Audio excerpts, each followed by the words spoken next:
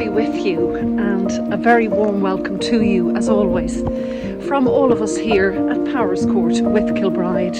I'm walking in the beautiful woodlands beside the river in the Powerscourt River Walk this morning on a day off, and I thought it might be nice just to do a few little bits of recording in this place for this coming Sunday. So if you're watching on Sunday, there's a distinct sign of spring in the air. We certainly have beautiful sunshine down here today. Today I wanted to just very briefly continue what we had discussed last week about Christ digging down underneath the ego to reach the part of ourselves sometimes that we're not that proud of, and encouraging us to sit with ourselves and accept ourselves as He accepts us too.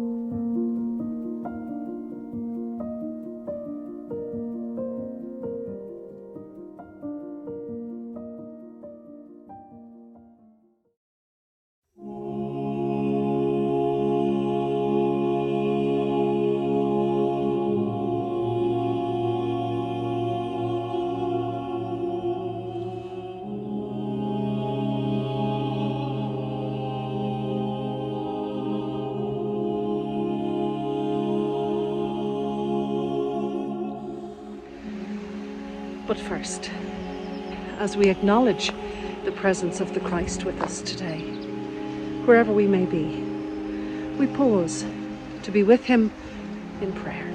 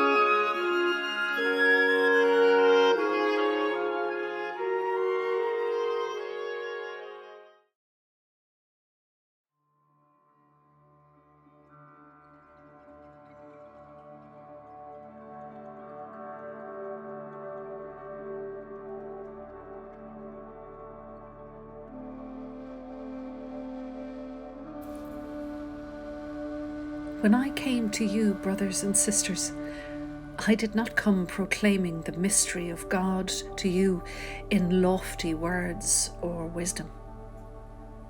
For I decided to know nothing among you except Jesus Christ and Him crucified. And I came to you in weakness and in fear and in much trembling.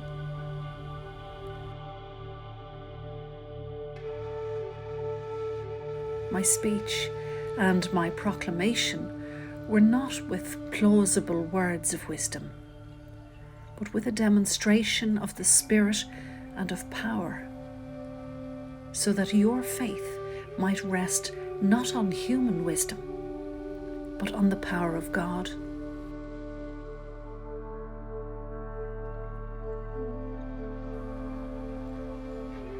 Yet among the mature we do speak wisdom, though it's not a wisdom of this age, or of the rulers of this age, who are doomed to perish.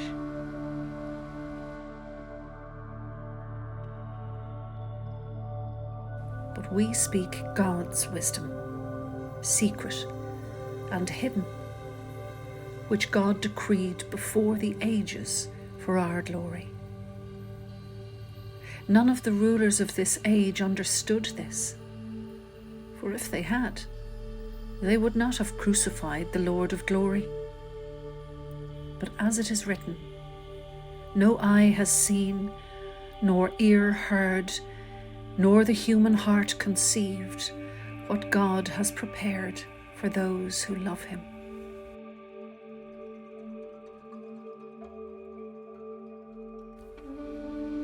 These things God has revealed to us through the Spirit. For the Spirit searches everything, even the depths of God.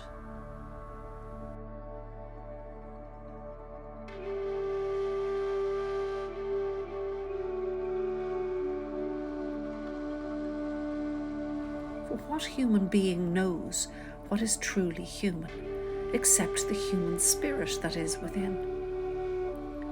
So also no one comprehends what is truly God's, except the Spirit of God. Now we have received not the spirit of the world, but the Spirit that is from God, so that we may understand the gifts bestowed upon us by God.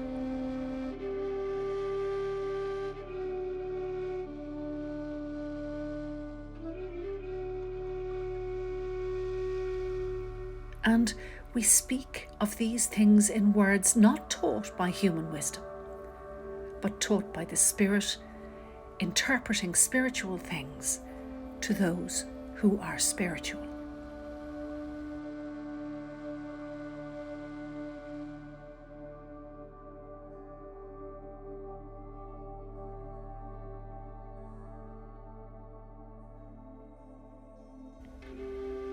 Those who are unspiritual do not receive the gifts of God's Spirit, for they are foolishness to them, and they are unable to understand them because they are discerned spiritually.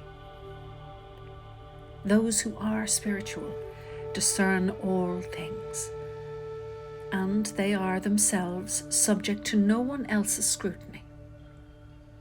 For who has known the mind of the Lord so as to instruct him? But we have the mind of Christ.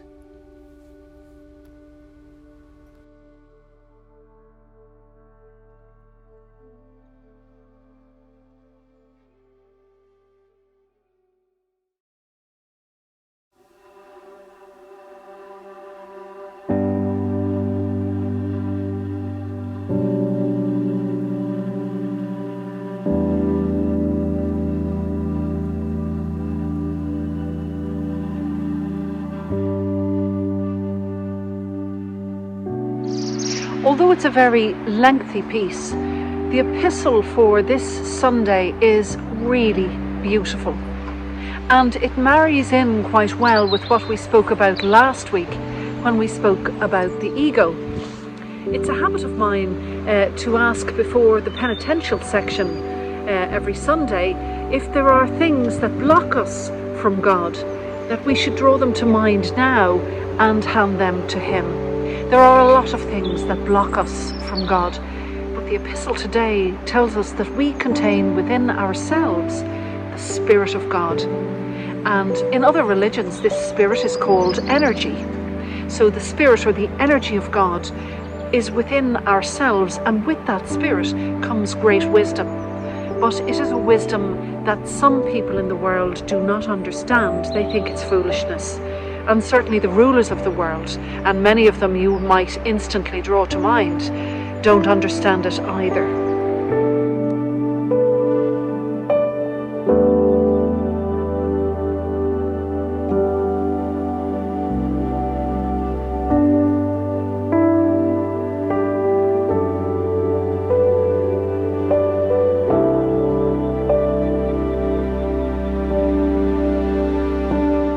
One of the things that blocks us from this Spirit that dwells within is the incessant mind. Our minds are like a narrative that go on. Well, certainly mine is, and I would imagine most people's are. They go on incessantly, again and again and again. Morning, noon and night, there is a running commentary on your life. Even if you are immersed in beauty like this, the mind is telling you there's a tree. Oh, there's a robin. There's ivy on the trunk of that tree. Isn't that lovely? And when you think about it, if the mind is specifically dictating to you and you are following it, perhaps you're missing the bigger picture. Perhaps it's drawing you to focus on specific things, and you're so intent on focusing them that you miss the bigger picture.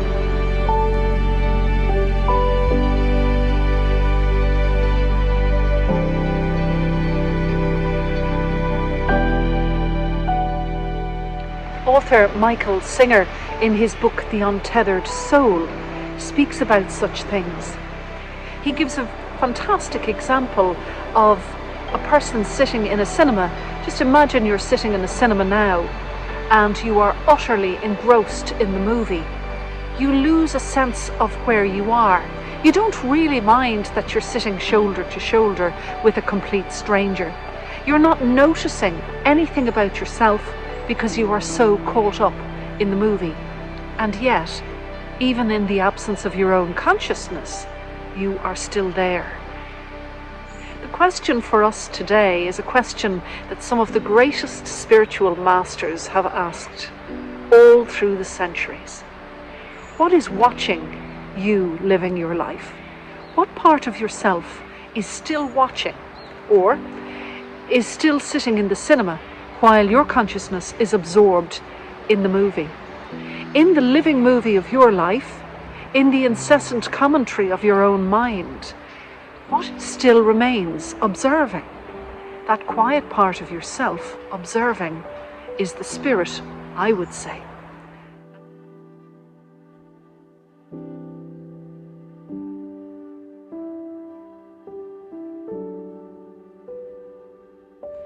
Once we recognize this, then we can understand the words of the epistle this morning when we don't speak of the wisdom of the world, but the wisdom of God, where we seek the wisdom of God, where we discern the gifts that have been given us by God through this same Spirit. But in order to connect with that Spirit, we need to step out of the movie.